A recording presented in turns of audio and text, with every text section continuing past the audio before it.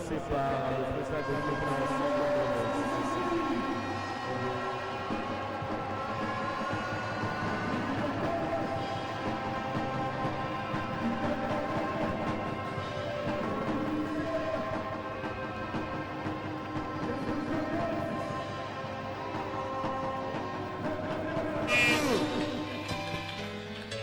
Merci beaucoup.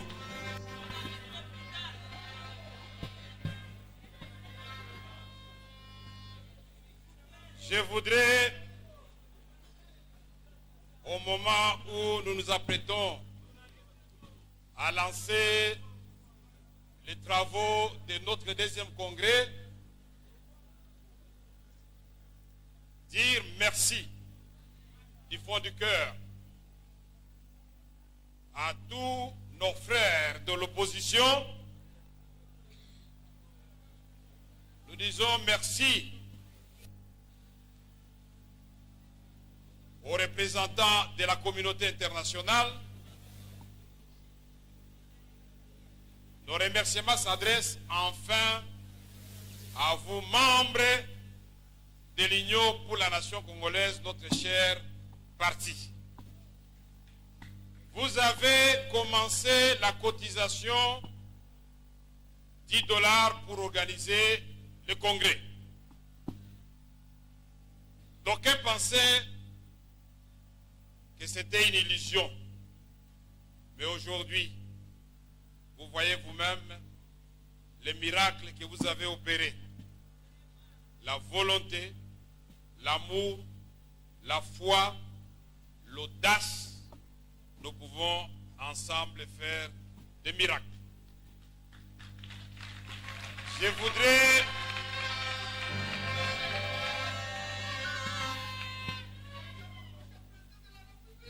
joindre ma voix à celle du secrétaire général de notre parti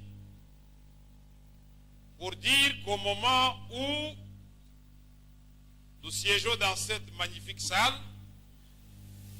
nos compatriotes de Béni sont pris en étau à l'ouest par les forces ADF NALU et à l'est par l'irruption de la terrible maladie d'Ebola qui a tué en un seul jour 20 personnes.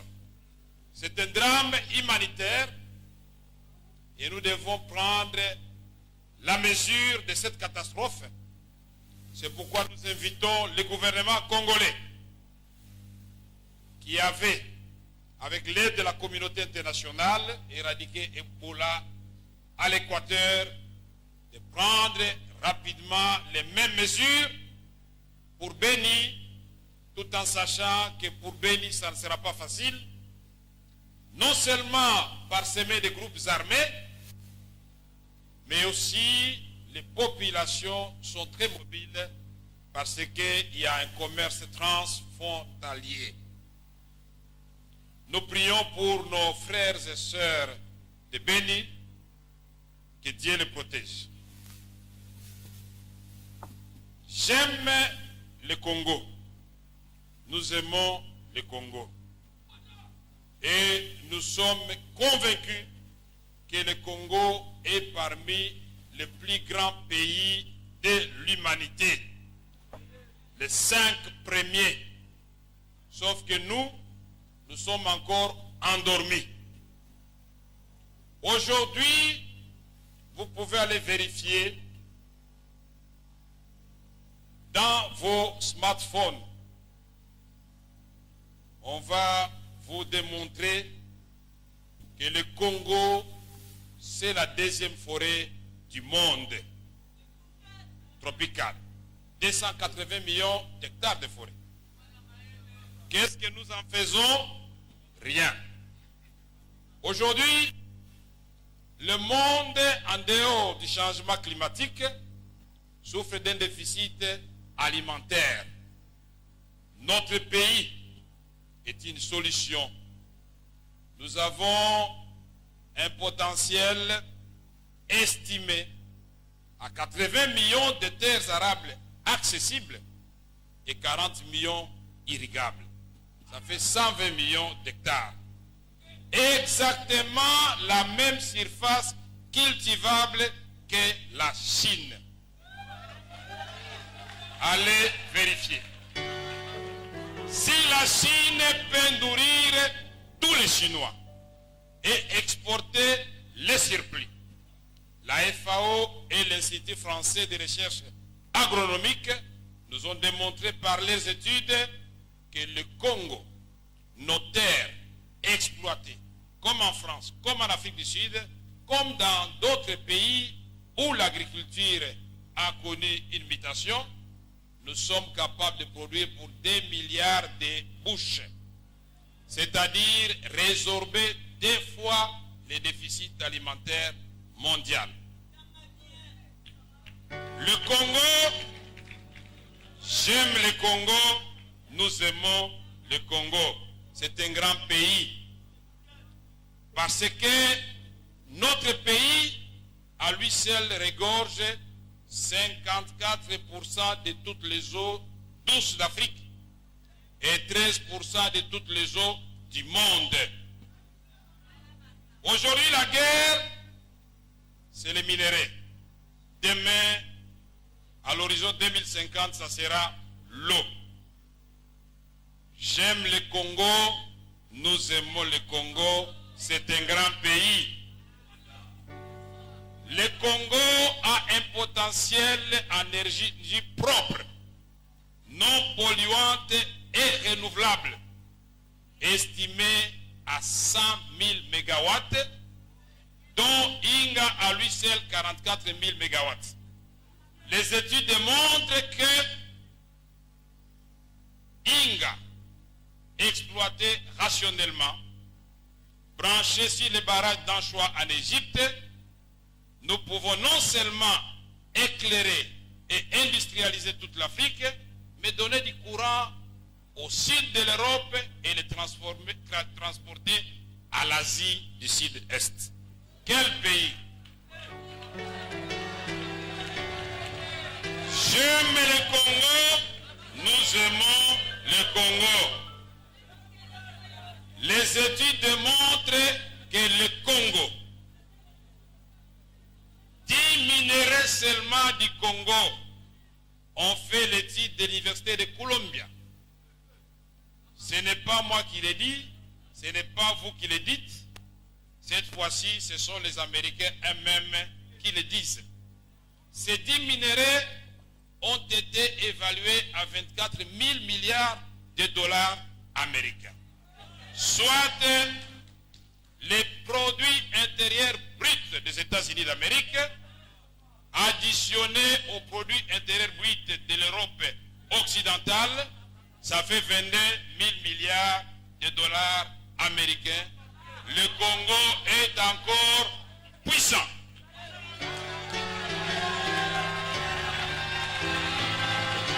J'aime le Congo. J'aime le Congo. Nous aimons. J'aime le Congo. Nous aimons le Congo. Aujourd'hui, notre pays est véritablement l'espoir de l'humanité, menacé par le changement climatique. Non seulement notre forêt va absorber tous ces gaz qui sont émis dans l'atmosphère, mais aujourd'hui, on vient de nous informer. Ce n'est pas nous qui le disons. C'est les laboratoires extérieurs. Que la batterie de la voiture électrique qui va remplacer tous ces moteurs qui polluent, cette batterie, sa composante principale, c'est le cobalt. Et la plus grande réserve du cobalt dans le monde, près de 65, entre 65 et 70%, c'est la République démocratique du Congo.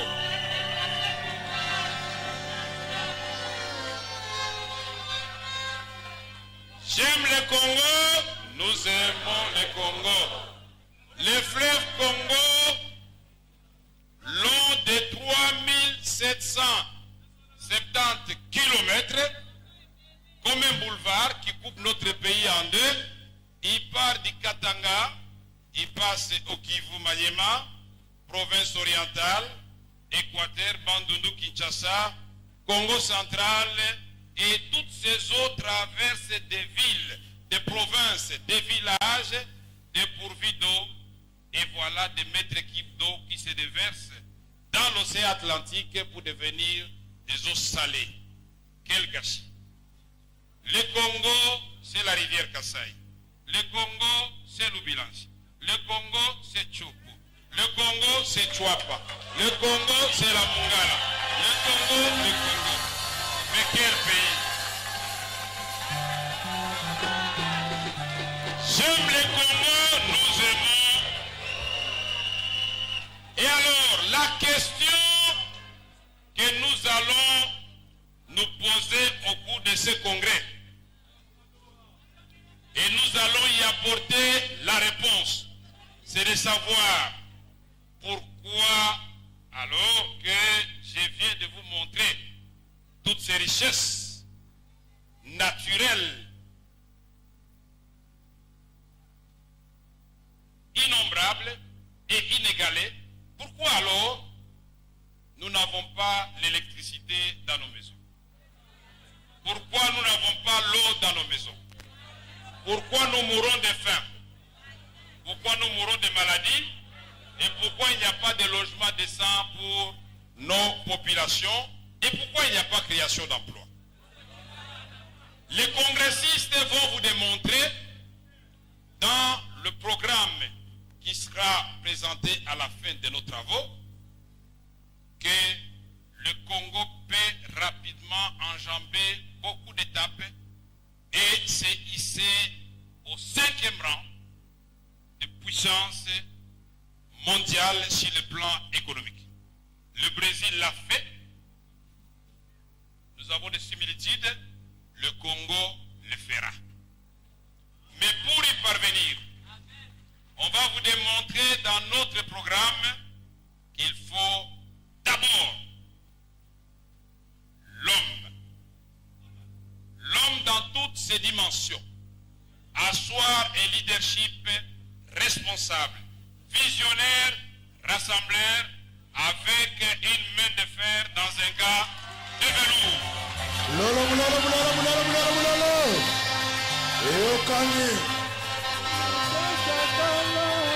J'aime le Congo. J'aime le Congo. Nous aimons le Congo. Ceci passe par la refondation de l'État. Dans notre programme, on va vous démontrer que sans armée véritablement républicaine, tout rêve de développement n'est qu'un leurre. Sans police professionnelle pour protéger, sécuriser les personnes vivant au Congo et leurs biens, tout rêve de développement n'est qu'illusion. On va vous démontrer qu'il n'y a point d'État sans la justice. C'est la colonne vertébrale de l'État des droits.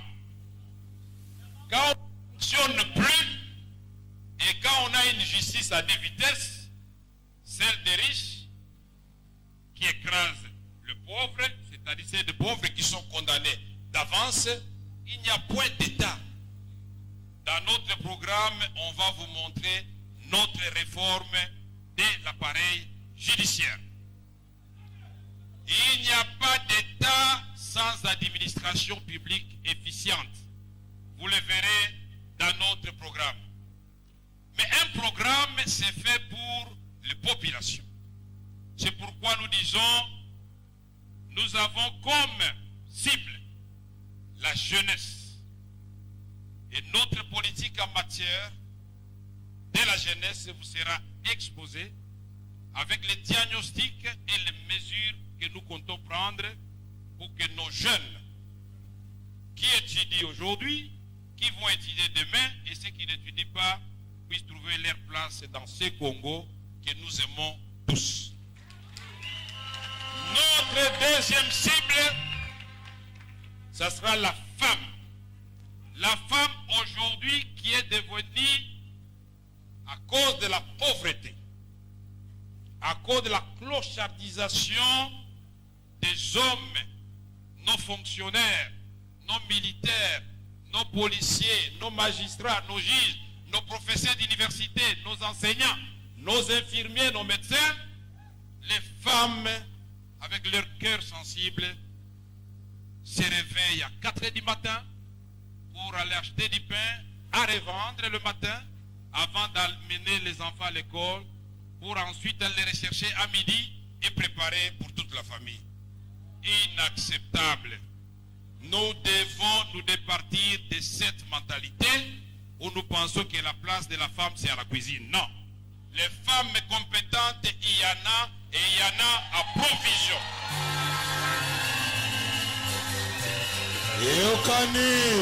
Et dans notre programme, nous allons le démontrer.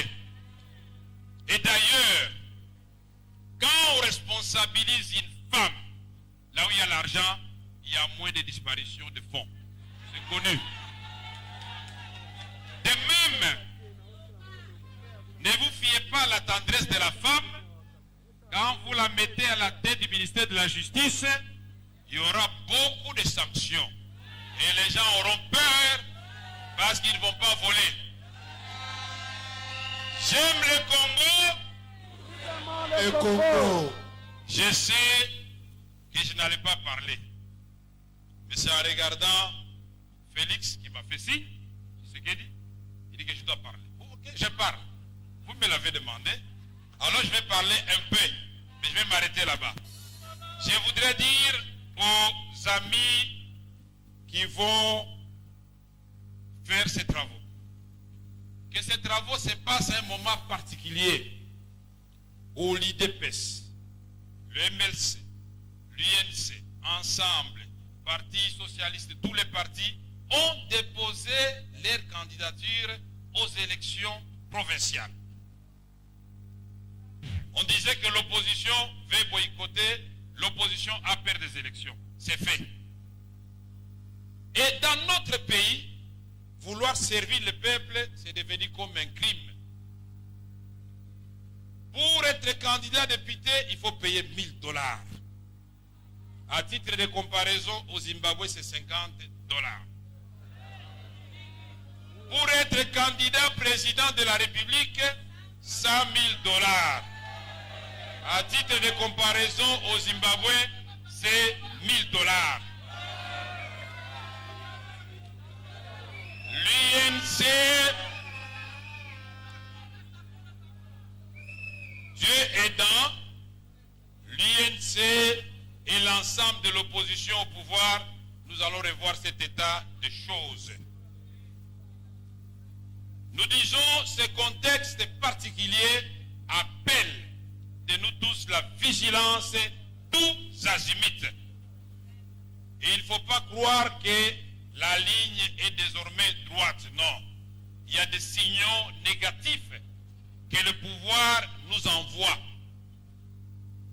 Je ne peux pas comprendre qu'au moment où tous les Congolais se sont réjouis à l'annonce de la libération de notre compatriote Jean-Pierre Bemba, y compris le gouvernement, il a dit, en lui souhaitant la bienvenue, en lui remettant un passeport diplomatique, avec beaucoup de rapidité, je me disais que c'est trop beau pour être vrai, personnellement. Et autorisation de vol, il atterrit à l'aéroport d'Ndjili, le calvaire commence. J'ai été voir mon frère et ami Jean-Pierre Bemba hier, un homme serein, mais quand même, il ne reconnaît plus le pays. Marqué parce qu'avec la femme et les enfants, sur un petit matelas dans le bureau de sa sœur, au complexe GB, c'est inacceptable. Donc c'est comme si Jean-Pierre Bemba était libéré de la CPI, où je suis allé le voir, il pouvait me recevoir dans un salon, 4 fois je l'ai vu, il jouait même au tennis, au football. Maintenant, il se retrouve dans pire que ce pays. Pas seul, avec sa femme cette fois-ci et ses enfants. Nous demandons au gouvernement, aux amis de la majorité, de libérer immédiatement et sans condition Jean-Pierre Bemba.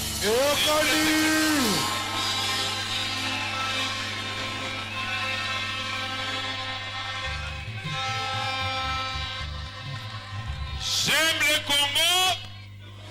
Le Congo. J'aime les Congolais. Nous aimons le Congo. Je ne peux pas comprendre que le gouvernement congolais qui a jugé et condamné Moïse Katumbi puisse s'opposer. C'est quand même une première dans l'histoire. Vous avez lancé un mandat, vous avez condamné quelqu'un, mais vous vous opposez à son retour. C'est quand même un problème, ça. De quoi avez-vous peur? Je dis, il y a des choses qui ne se passent qu'en République démocratique du Congo que nous entendons changer tous. Vous condamnez quelqu'un. Nous n'allons pas entrer dans les jugements rendus. Ce n'est pas notre rôle. Mais vous dites, il est condamné, vous le recherchez. Et lui vous dit, moi je voudrais rentrer. Et vous vous dites, non, vous ne rentrez pas. Mais il y a un problème. Il y a un problème. Nous vous demandons de circuler librement là où vous êtes. Nous vous accordons une liberté, mais en dehors de la République démocratique du Congo. J'aime le Congo. Nous aimons le Congo. Nous n'avons plus besoin de guerre. Nous n'avons plus besoin de troubles dans notre pays. Il suffit d'une petite goutte d'eau pour que le vase se renverse. Qu'on laisse entrer Moïse Katumbi et fouler la terre de ses ancêtres.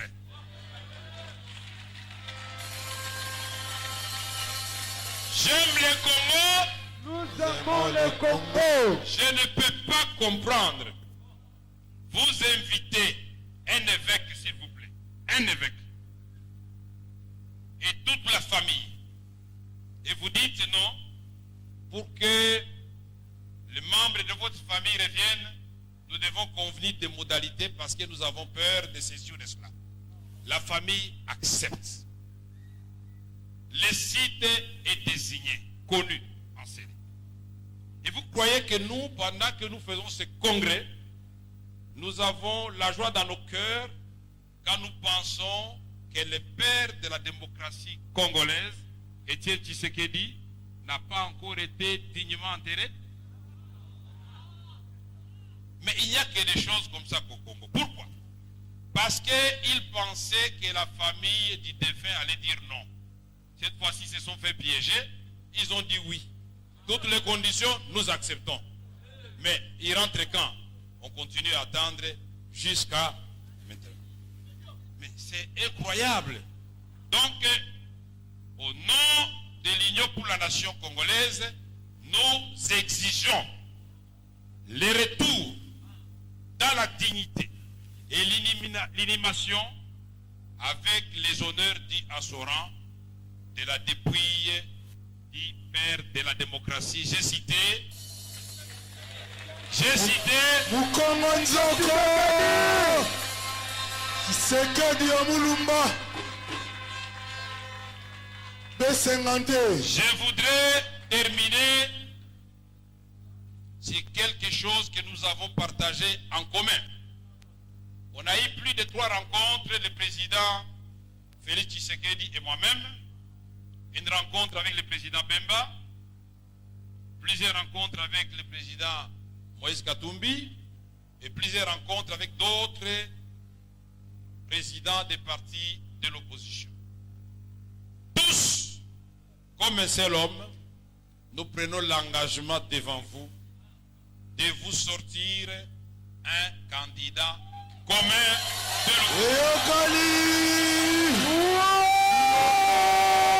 Bis. Bis. Eyokani.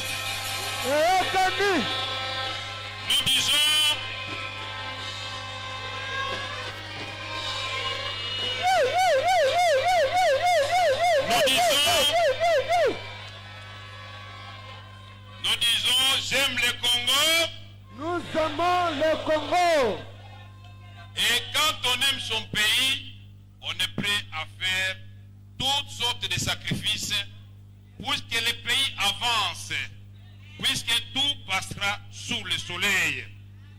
C'est pourquoi nous disons, et nous réitérons ce que nous avons dit avant, que dans cette discussion de la recherche du candidat commun de l'opposition, nous allons être flexibles, mais aussi réfléchis.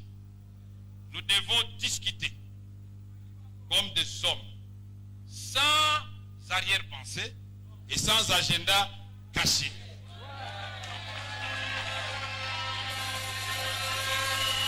J'aime le Congo.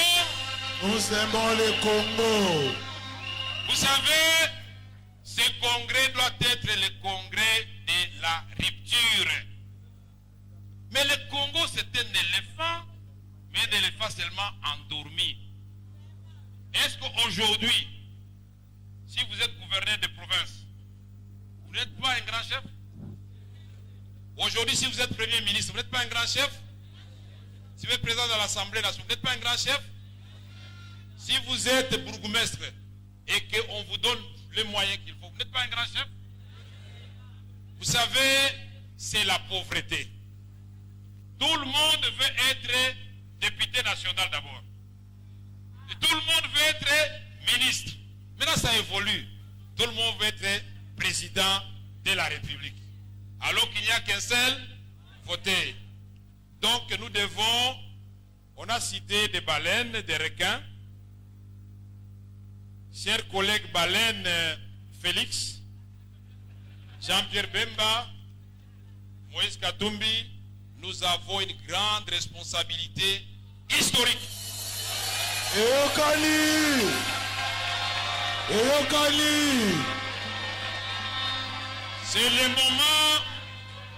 le moment de démontrer que nous, si c'est Félix, je considère que c'est Vital. Si c'est Jean-Pierre, je considère que c'est Félix, c'est Vital, c'est Moïse. Si c'est Moïse, ainsi de suite. C'est ça la solidarité qui manque parmi nous. Bomoko. Moulolo, bomoko toujours. Je voudrais aussi vous étonner. Je voudrais aussi vous étonner en disant que la maladie de l'Afrique, c'est aussi ce que nous avons constaté.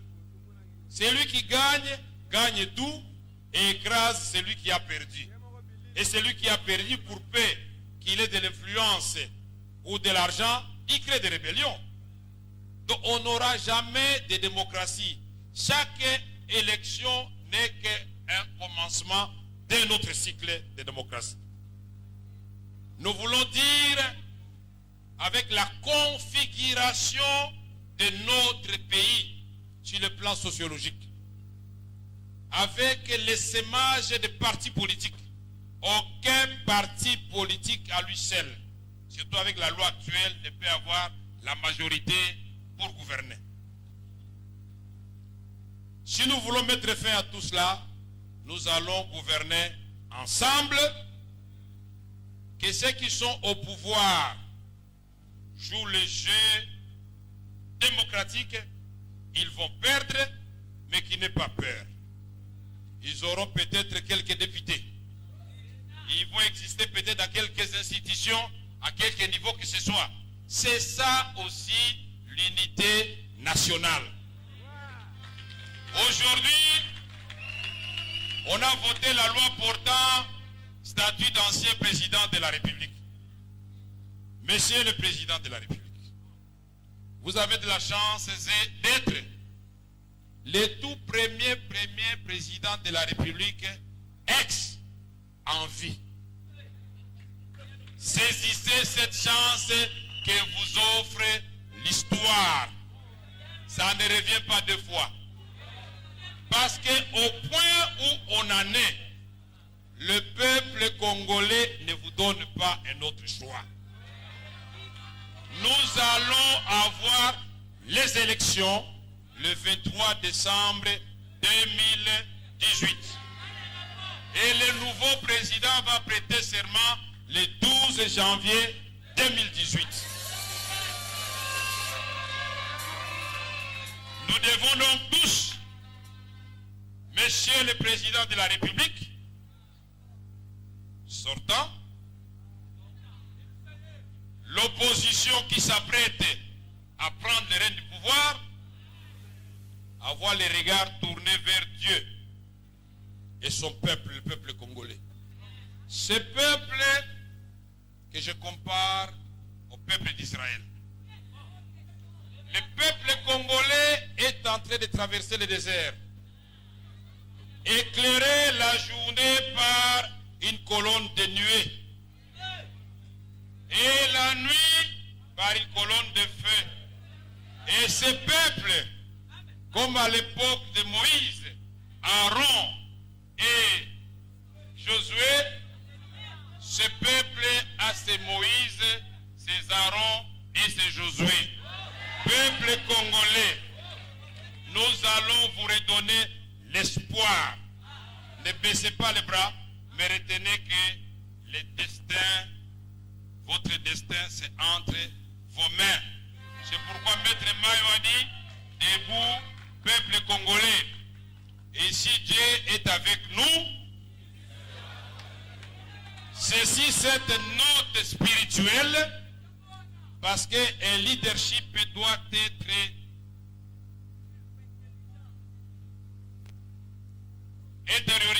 doit intérioriser un minimum de spiritualité. Il ne faut pas aller voir les féticheurs. C'est pourquoi je vous ai dit, ceci, cette note spirituelle où je crois, je vois en Dieu et je crois à la force et à la capacité de ce peuple congolais. Je crois à la capacité de cette nouvelle génération d'élite que je déclare ouvert les travaux du deuxième congrès de l'Union pour la nation congolaise. Je vous remercie.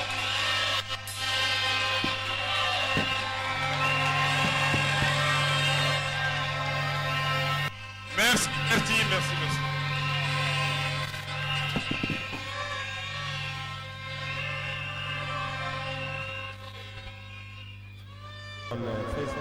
Comme candidat président de l'UNC aux élections du 23 décembre.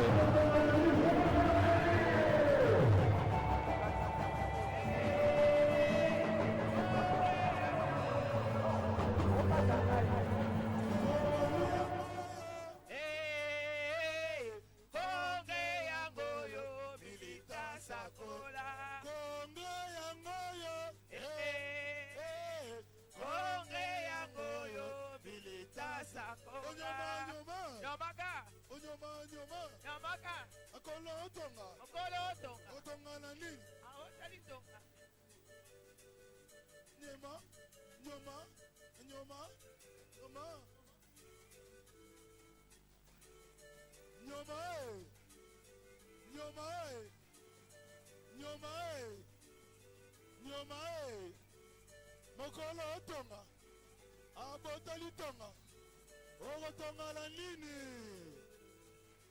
nyoma nyoma nyoma nyoma nyoma nyoma nyoma nyoma nyoma président na biso alobi na mutu atangi na papier te alobi na mutu président Mayele Kongre yangoyo, Kongre yangoyo, milita sako. Kongre yangoyo, Kongre yangoyo, milita sako. Onyoma, nyoma,